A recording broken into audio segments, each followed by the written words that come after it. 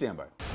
Right now, 4:30, we continue following breaking news right now from Florida's Gulf Coast. A plane crashing onto I-75 near Naples. And Janice Fernandez is following the latest from our newsroom. Janice, what are you finding out about this? We're getting a lot more information, Louie and Christy, and this is all coming in on that plane crash. We want to get you straight to the video of the crash scene, though. We have been showing you this video from I-75. This is the southbound lanes near mile marker 107. So this is in the Naples area. From this video that was shot by one of our viewers, you can see the wreckage of the plane that is on fire. Also pay attention because you can see this is a twin engine plane, and that indicates that this is a small jet. And from what we're getting information from FlightAware, that it fits about 22 people on this plane, but we don't know exactly how many people were on board. Now, the Florida Highway Patrol says that jet was trying to make a landing on the interstate. Well, we understand there was some sort of issue with the engines when it tried to land on the interstate, but it ended up hitting a vehicle on the road and then burst into flames. Again, we don't know how many people were on board, but the information when we ran that tail number on FlightAware, it says that this plane is capable of having 22 passengers on board. But again, haven't confirmed how many people were on board at the time. We want to show you now a live traffic camera from the area because this is going to be significantly impacting traffic. You can see smoke still from the wreckage. It's pretty much gone down. The fire has been put out, but you can see that traffic is closed in both directions on I-75.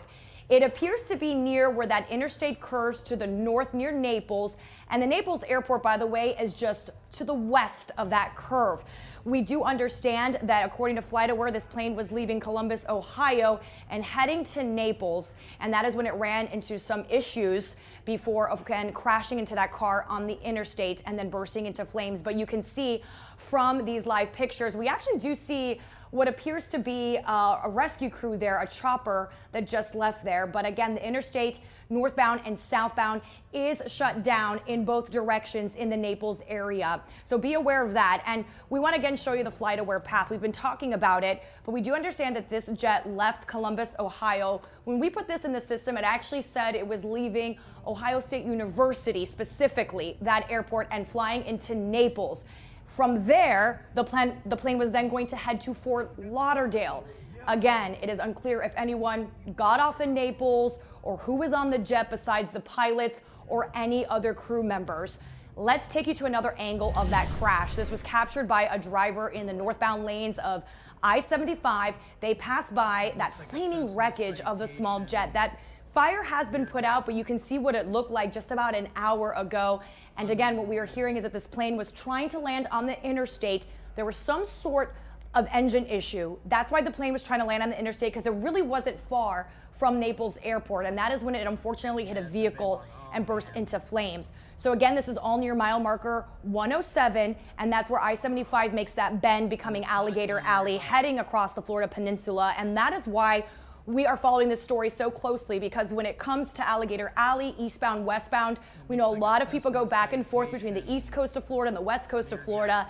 We understand this is going to be shut down for quite some time. We are hearing from some of the affiliates in the Fort Myers area that according to FAA, they're going to have this, and we're getting more information. There's 5 people on board that plane. So we just got this information from one of my producers that 5 people were on board on the plane. That is according to FAA. So 5 people on board this jet that was capable of fitting 22 passengers, but we know 5 people were on board.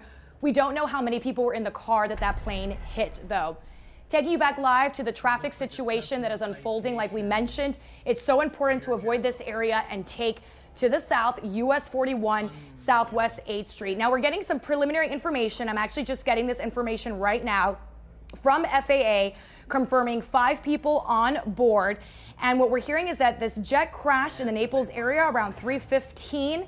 And right now the FAA and NTSB is investigating. The NTSB will be in charge of this investigation. The FAA will post a preliminary accident incident report, usually in a day or two. And of course, we have that registration number that we were able to run. But FAA, according to FAA, they're going to have this portion of Alligator Alley I-75 closed for at least 24 hours. We know in these situations, not only does it take time to remove the wreckage, but they also have to investigate to figure out exactly what went wrong. So just to recap, 5 people on board, this plane crashing, southbound lanes of I-75, mile marker 107, northbound, southbound lanes are closed. If you have to get through this area, you know people leaving this area, take US 41 Southwest 8th Street. Christy, Louie, so much information coming in. We're going to continue to update you right here in the newsroom as we continue to get more information on this plane crash. Janice, I know this is very fluid and that information is breaking right now as we're speaking, but again, just for clarification, was that plane on approach into Naples Airport, or was it on its way to the Fort Lauderdale leg of this flight? And that's a great question, Louis. So what we understand is it was leaving Ohio, specifically Ohio State University, that's in Columbus, Ohio, making its way to Naples. We know from Naples it was going to go to Fort Lauderdale. What we don't know is if that plane landed at the Naples airport and was getting ready to head over to Fort Lauderdale. We know this crash happened near the airport. The other possibility is it didn't make it to the airport and was trying to land at the airport. So we don't know which leg of the journey it was on. The only thing we do know is that it was leaving or had left Columbus, Ohio, when it was either trying to land at Naples Airport or had already landed and was going to head to Fort Lauderdale. Something happened where these engines were failing. That plane, no doubt, trying to make the pilot make that decision to land on the highway and unfortunately hitting that car. So we don't know which leg of the journey, but we know 5 people were on board. So still a lot of information we are trying to gather, hoping to get more information from FAA and NTSB as well. Okay, we'll certainly check back with you throughout the afternoon and evening. Thanks a lot, Janice.